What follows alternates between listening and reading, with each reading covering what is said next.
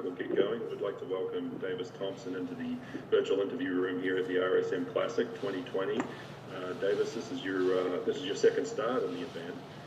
You finished tied for 23rd last year in your first start. I guess you won the Jones Cup by a huge number of shots early this year. Like, it seems like forever ago, but that earned you the exemption into this tournament. Just talk about playing well at the Jones Cup to get in here and make another trip back. Yeah, in 2019 it was kind of a bitter taste. I lost in the playoff, but I was, still fortunate to get into the event. But, this year, the Jones Cup seems like forever ago, but it was just a great week, and kind of all parts of my game kind of clicked, and I was just able to win, and I'm just thankful to be back again playing in this tournament. And it's obviously must be a great feeling to be back. A lot of water's gone under the bridge, and there's been a lot of things that have happened this year with you. And one of those highlights would have been at the US Open, getting to play there after qualifying and being in that event. Just talk about that a little bit and the experience you had there. And it was just a month or so ago. Yeah, I learned a lot about myself as a golfer. Just kind of that I can compete with the best in the world, which is a really cool feeling to have. And just a lot. I learned a lot just about maturity levels, being a mature amateur as opposed to being a mature pro. So I'm kind of just working on that right now and just trying to prepare the best I can mentally for when I do turn pro. Okay, and we'll just have a reminder to the media that are on the line. If you have a question, just type your name into the chat there, and we'll call on you. And you mentioned about turning pro, Davis. When do you think that's going to happen for you? My plan right now is to turn pro after our season finishes in June or early June. But one thing we learned from last year is that you just can't predict anything. So that's the plan right now. Okay, we'll jump in. We'll take a question from Sean Martin with PGAtour.com. Go ahead, Sean. You talked about that difference between a mature amateur and a mature pro. Can you kind of explain more on that, of what you learned and what that difference is, and maybe what you're working towards? Yeah, just try not to let anything bother me. Playing with Brendan, Todd, and Harris English the first couple rounds, they kind of showed their emotions a little bit, but once that shot was over, they were on to the next one. And I think, I hit a lot of really good golf shots that second round at the US Open, but, the margin for error is just so little out there. So I kind of let that get the best of me, and that kind of led to some more bogeys. So, it was a great experience for me to learn, how to deal with those mistakes and how to deal with just moving on and not really thinking about the previous shot. And then with COVID, are you up in Athens, or are you living down here right now? And what has this college season kind of been like? Yeah, so I'm in Athens.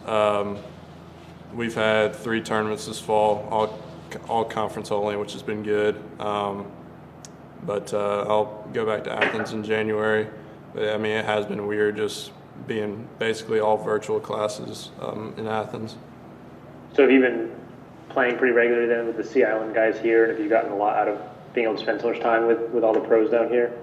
Yeah, they've been great to me, just encouraging and helping me out with things when I ask questions, just things like that. This stretch of finishing 23rd here and then winning the Jones Cup by so much, did that change the way you viewed yourself as a player at all, or what you were capable of? Not really. I knew I was able to do that. It was just kind of putting it all together and believing in myself. Jones Cup was just kind of one of those weeks where everything clicked for me, and the final round I was able to just kind of run away with it, which was a good feeling. But it gave me a lot of confidence in that, I can do this for a really long time if I keep progressing like I am. And PGA Tour University, do you check the rankings much at all, and what is that kind of carrot at the end of the season? I don't know, what is that? Trying to stay in that top 5, is that something you look at, and what's it like knowing that you could possibly have Korn Ferry Tour status in June? Yeah, it's a great incentive to have. I wouldn't say I'd necessarily pay attention to the rankings. It's just kind of one of those things that I see on Twitter when they come out with the weekly rankings. But I mean, I'm interested in it, but I'm really not trying to play for the ranking. I'm just trying to get better each and every day. Yep. Cool. That's all for me. Okay. We've got Julie Williams from Golf Week here, I think, next. Go ahead, Julie. Yeah, hi Davis. I just want to ask you, it looks like you went to #1 in the World Amateur Golf ranking recently. Was that a goal? What are your thoughts on being at the top of that ranking? Yeah, it was definitely a goal of mine this summer. I was in the top 10, and I just kind of told myself, like, let's try to get to #1. But I mean, at the end of the day, it's really cool that I'm #1 in the world, but I don't get any special trophies for that. So right now, it's just trying to get better and try to win golf tournaments so I can kind of extend that. Who is your caddy this week at the RSM? One of my buddies from high school, Reynolds Carl. He played college golf, so he's going to caddy for me. He's one of my really good friends. Where did he play in college? Well, he's a couple years older than me. He played golf at Central Alabama Community College in Texas San Antonio for 1 year. But yeah, I mean, he's like a brother to me. So and he caddied for me last year. So it's a good relationship.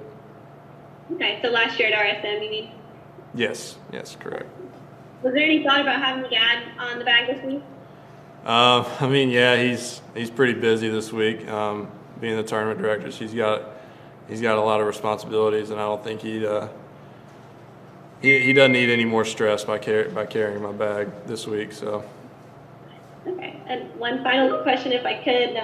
You get into this with the Jones Cup win, and I know you had a close call a couple years ago in the Jones Cup, and you said after winning this year, that was something you thought about, maybe motivated you a little bit. Is there something right now that's kind of motivating you? Something you really want? Something you're kind of working toward?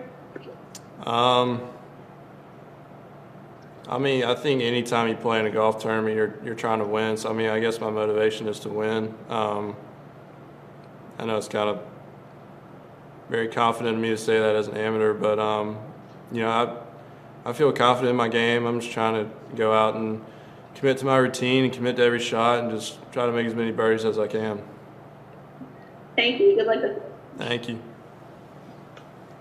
Thanks, Julie. We're going to come back to Sean Martin for just one or two more. Go ahead, Sean. Just curious, how many times would you say you've played these courses? Man, I don't know how to put a number on it. I mean, I'd probably say 50 to 100 times. I mean, that number really increased during quarantine. Just coming out here and playing pretty much every day and just practicing while, I wasn't able to go back to Athens. Yeah, and who's your most common playing partner, or who's maybe the touring pro that's helped you the most, and what have they helped you with? I'd probably say Harris English has helped me the most. I think our personalities are kind of similar, so he kind of, understands what I'm thinking and kind of what's going on. And he's a guy that, I played with him in the U.S. Open. I played a couple practice rounds with him as well, and he was just really encouraging to me throughout the entire week, which really meant a lot. Cool. Well, thank you very much for the time. Thank you. Davis, I'll just end it by, you said you have a lot of experience here and you play these golf courses a lot. What do you think your game will give you an advantage at these golf courses to really excel? Would it be, off the tee or around the greens or on the greens? What would you determine to be the advantage that you might have over the rest of the field, having played here so many times? Yeah,